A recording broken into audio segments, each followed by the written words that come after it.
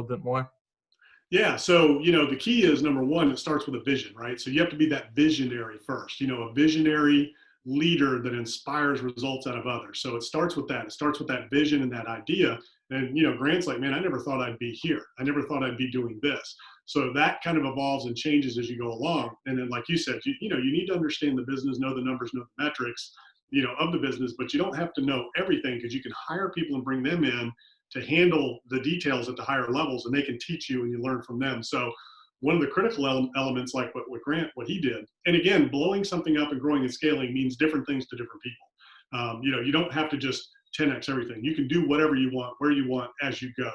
And then once you get there, it's like railroad tracks, right? You stand on the tracks and you can only see so far and they kind of disappear. You walk to that point, you can see even further. So, you want to have that vision of whatever it is first, and that desire. And that's really where it starts. You got to really want it. You got to know what you want. You got to make up your mind what it is you want to be, where it is you want to get. And then the getting there takes care of itself. I mean, it just starts with that idea, that vision.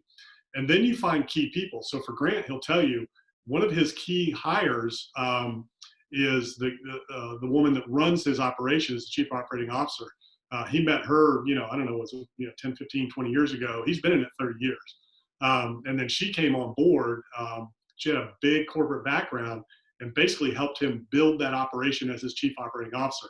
Same thing I did in my company, same thing I help other people do. Is you got to find that key individual to bring on to run the daily operations, that chief operating officer, to handle the operational side, execute on the vision of the founders. Every great company, every great leader, every great founder has an executioner. They have an operations officer that handles the day-to-day and builds out that team.